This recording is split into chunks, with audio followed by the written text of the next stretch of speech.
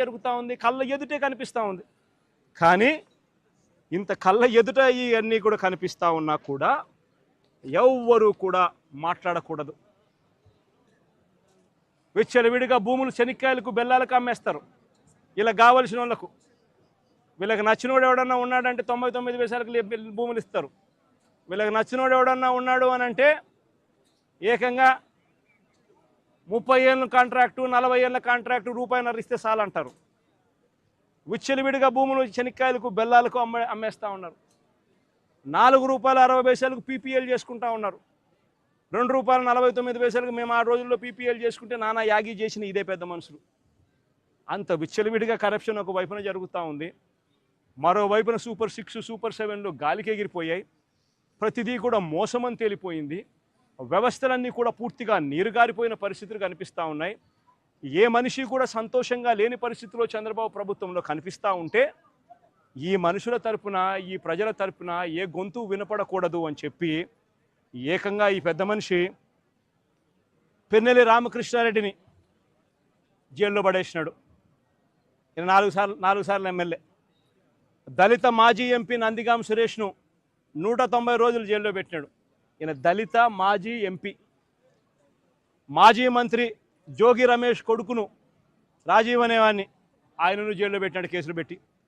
వల్లభనేని వంశీని ఒక కేసు అయిపోయిన తర్వాత మరో ఒక కేసు చిత్రహింసలు పెడుతూ జైల్లో పెట్టారు ఈ పెద్ద మనిషి. ఎంపీ మిథున్ రెడ్డిని కేవలం పెద్దిరెడ్డి రామచంద్రారెడ్డి చంద్రబాబు నాయుడును ఆయన కాలేజీ టైంలో ఈయన ఇద్దరు కాలేజీలలో స్టూడెంట్గా ఉన్నప్పుడు ఇద్దరు కలిసి చదువుకున్నారని, ఆ కలిసి చదువుకున్నప్పుడు పెద్దిరెడ్డి రామచంద్రారెడ్డి చంద్రబాబు నాయుడు చెప్పుతో కొట్టినాడు అని చెప్పి. అంతే. పెద్దిరెడ్డి రామచంద్రారెడ్డి చిన్నప్పుడు చేసిన ఆ చిన్న గొడవ చంద్రబాబు నాయుడు మనసులో ఎంతగా నాటుకొని పోయింది అంటే ఏకంగా పెద్దిరెడ్డి రామచంద్రారెడ్డి కొడుకును ఎట్ట తిరిగి జైల్లో పెట్టాలా, పెద్దిరెడ్డి రామచంద్రారెడ్డికి మనక్షోభ కలిగించాలా అని ఎంత సేడిస్టిక్గా ఆయన వ్యవహరిస్తూ ఉన్నాడు అని చెప్పడానికి ఇదొక నిదర్శనం. కాలేజీ టైంలలో గొడవలు జరుగుతూ ఉంటాయి, కొట్టుకుంటూ ఉంటారు. పిల్లోళ్ళన్నా కొట్టుకోకుండా ఉంటారా? పిల్లోళ్ళన్నప్పుడు చంద్రబాబు నాయుడు ఉడుకు రక్తంలో ఉంటాడు, మా పెద్దిరెడ్డి రామచంద్రారెడ్డి అన్న ఉడుకు రక్తంలోనే ఉండింటాడు. తపానాలు పీకింటాడు. ఏం తప్పేముంది? ఆ టైంలో జరిగింటాయి. ఆ జరిగిందాన్ని గుర్తుపెట్టుకొని సేడిజంగా ఇన్ని సంవత్సరాల తర్వాత కూడా ఆయన కొడుకును కూడా జైల్లో పెట్టించాలని చెప్పి ఇంతగా తాపత్రయపడతా ఉన్నాడంటే చంద్రబాబు నాయుడు, ఈయన మనిషిలోని విషం, ఈ మనిషిలోని రాక్షసత్వం ఎంతగా ఉంది అని చెప్పడానికి ఇదొక నిదర్శనం. మరొకరు చెవిరెడ్డి భాస్కర్ రెడ్డి. పాపం చెవిరెడ్డి భాస్కర్ రెడ్డి ఏం తప్పు చేసినాడో నాకైతే తెలియదు. కేవలం ఆయన చంద్రగిరి కాన్స్టిట్యున్సీకి ఎమ్మెల్యే కావడం. ఇదే చంద్రగిరి కాన్స్టిట్యున్సీ చంద్రబాబు నాయుడు సొంత కాన్స్టిట్యున్సీ. ఇదే చంద్రబాబు నాయుడు సొంత కాన్స్టిట్యున్సీ చంద్రగిరిలో 1983లో 1978లో ఆయన కాంగ్రెస్ పార్టీలో మంత్రిగా ఉండి పోటీ చేసి 17,000తో ఓడిపోయినాడు చంద్రగిరి కాన్స్టిట్యున్సీలో 1983లో.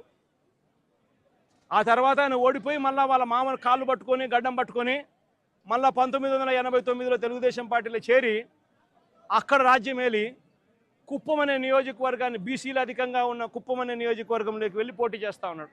ఈ చంద్రగిరి నియోజకవర్గం ఆయన చేతుల్లో నుంచి వెళ్ళిపోయింది అని, ఈ చంద్రగిరి అనే నియోజకవర్గం ఆయన సొంత ఊరుంది కాబట్టి అక్కడ ప్రజలు చంద్రబాబు నాయుడు ఓడించినారు అని బాధ తట్టుకోలేక భాస్కర్ను వేధించి జైల్లో పెట్టించే కార్యక్రమాలు చేస్తూ ఉన్నాడు.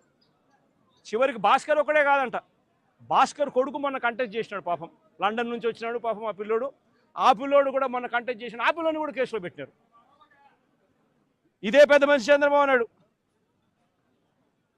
కొడాలి నానిని, పేర్ని నాని భార్యను కూడా చివరికి అని కూడా చూడకుండా ఆమెను కూడా కేసులో పెట్టాలని చిత్రహింసలే. అనిల్ కుమార్ యాదవ్ ఇక్కడ జిల్లాలో మీ అందరికీ పరిచయస్తుడైన బీసీ నాయకుడు, మంత్రిగా ఎదిగిన వ్యక్తి, యువకుడు, ఇలాంటి వ్యక్తిని కూడా దొంగ కేసుల్లో ఇరికిచ్చాలని చెప్పి ఏకంగా ప్రయత్నం చేస్తే ఆ కేసులో ఆ విట్నెస్ వెళ్ళి జడ్జి ముందర పోలీసులు నన్ను 3rd డిగ్రీ ఉపయోగించి నన్ను దొంగ స్టేట్మెంట్ తీసుకునే ప్రయత్నం చేశారు అని చెప్పి ఏకంగా మెజిస్ట్రేట్ ముందర చెప్పినాడు అని అంటే ఎంతటి దారుణంగా వీళ్ళు పోలీసులను ఉపయోగిస్తున్నారని చెప్పడానికి ఇదొక నిదర్శన. జోగి రమేష్ మరో బీసీ నాయకుడు, సజ్జల రామకృష్ణారెడ్డి మా పార్టీలో మరో సీనియర్ నాయకుడు, ఆయన కొడుకును కూడా వదలడంలా, ఆయన కొడుకును కూడా భార్గవరెడ్డి అనే ఆపిల్లోని కూడా వేధించే కార్యక్రమే. వైవి సుబ్బారెడ్డి మరో మా పార్టీకి సంబంధించిన మరో సీనియర్ నాయకుడు, ఆయనను ఒక్కడే కాదు ఆయన కొడుకును కూడా మళ్ళీ తీసుకొచ్చే కార్యక్రమం. దేవినేని అవినాష్ విజయవాడకు సంబంధించి దేవినేని అవినాష్ మా జిల్లా కృష్ణా జిల్లా అధ్యక్షుడు, ఆయనను కూడా చిన్నపిల్లోడని కూడా చూడకుండా ఆయన మీద కూడా కేసులే.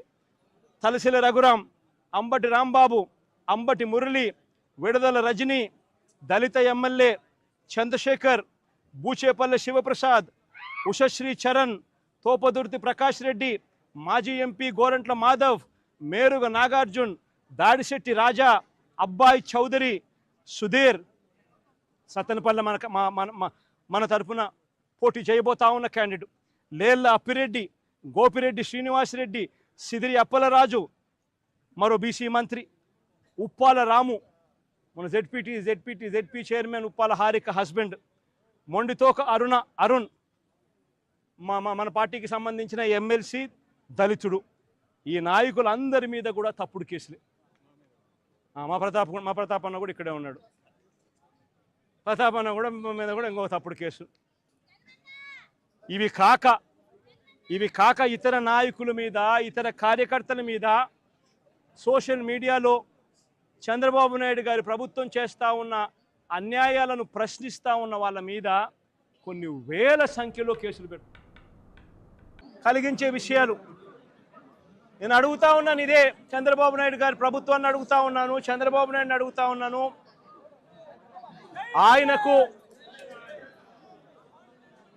ఆయన అడుగులకు మడుగులెత్తే పోలీసు అధికారులను అడుగుతా ఉన్నాను.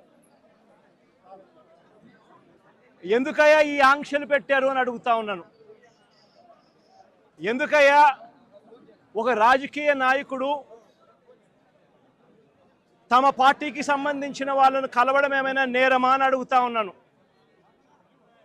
అలా కలవడానికి వస్తే అదేమైనా తప్ప అని అడుగుతా ఉన్నాను. ఎందుకు ఆంక్షలు పెడతా ఉన్నారు అని అడుగుతా ఉన్నాను.